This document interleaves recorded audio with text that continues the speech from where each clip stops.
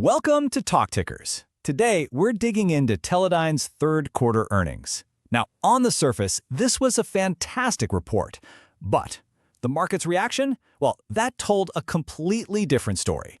So let's figure out what's going on here. So here's the big puzzle, right? Record results, raised guidance. I mean, what more could you ask for? The company delivered record sales, record earnings, and record free cash flow. They even bumped up their forecast for the whole year. You'd think this stock would take off, but nope, it dropped. So the big question is, what on earth did Wall Street see that the rest of us missed in the headlines? And this slide just lays it all out plain and simple. It's the perfect picture of the disconnect we're talking about. Look, on the left, you've got the good news. They beat earnings per share, or EPS, by a solid 10 cents, and they told everyone the rest of the year is going to be even better. But then, you look at the right, and ouch, the stock closed down 3%, and at one point during the day, it was down more than 5%. This is exactly the kind of thing that tells you there's a much deeper story going on. Okay, so before we get into why the market was so grumpy, let's first look at the actual numbers. Because honestly, they were really, really good. Management wasn't kidding when they called it a record-setting performance.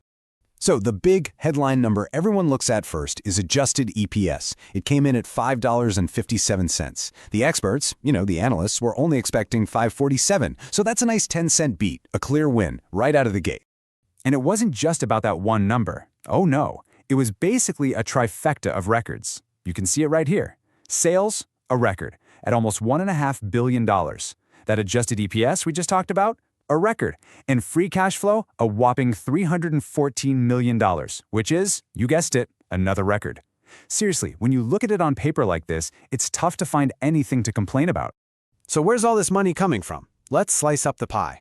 As you can see, digital imaging is the big one. It's more than half the business right there. Then you've got instrumentation and aerospace and defense as the next biggest chunks.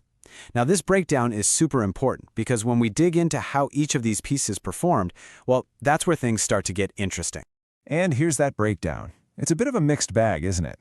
You've got digital imaging and instrumentation just kind of chugging along with some modest growth. But then, bam, look at aerospace and defense, up almost 38%.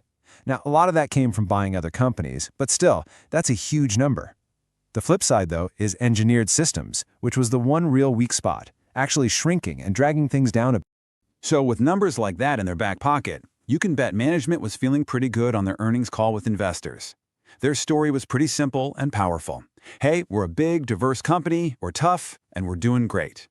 And this quote from the executive chairman, Robert Mehrabian, just says it all. We have a fairly diverse portfolio. Some things go up, some things go down, but overall, the truck is moving forward and it's moving forward handsomely.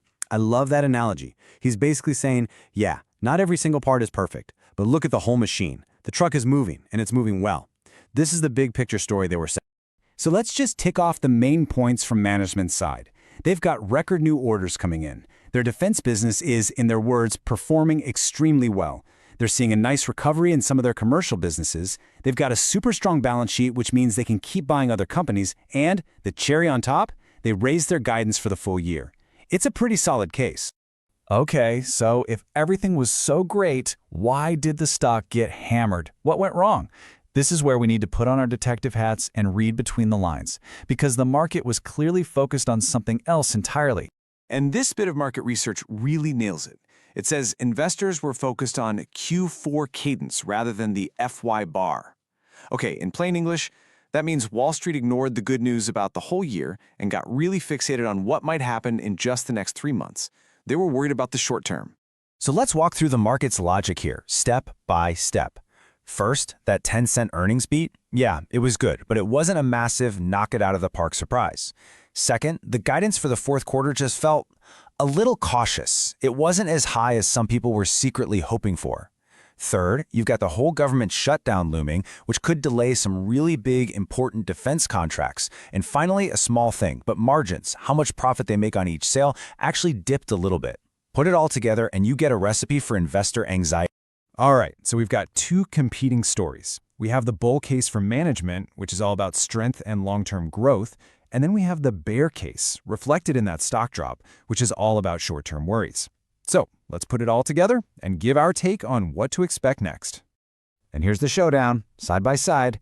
The bulls, they're looking at that huge backlog of orders, the strong trends in defense, and the fact that this company knows how to buy other businesses and make them work. The bears, on the other hand, are getting hung up on that cautious Q4 guidance, the potential for government delays, and that little bit of pressure on margins. You know what? Both sides have a pretty good argument. So, what's going to break the tie? What's going to tell us if the bulls or the bears are right? Well, here's what you need to keep your eye on. First, they're closing another acquisition, so we'll see how that goes. Second, the timing on those huge defense contracts is absolutely critical. Third, we need to see what happens with U.S. government funding. And finally, we'll be watching those industrial markets and the profit margins in their biggest segment very, very closely. So where do we land?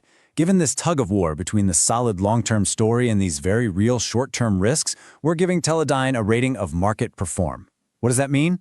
It means we think the stock will probably just move along with the rest of the market for a while until one of those catalysts we just mentioned gives us a clearer signal one way or the other.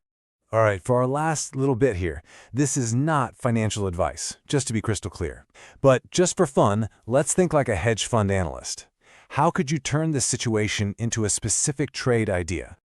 Okay, so here's the thesis. In a world full of geopolitical and economic risk, the market isn't fully appreciating companies like Teledyne that make absolutely essential, mission-critical stuff. So the trade idea is something called a pairs trade. You'd go long Teledyne, betting on its defense and industrial strength. At the same time, you'd go short, or bet against, an ETF full of consumer electronics companies, the kind of stuff people stop buying when times get tough. It's basically a bet that necessity will win out over luxury. And we'll leave you with that idea to chew on. But remember, and we can't say this enough, this analysis is for informational purposes only. This is not financial advice.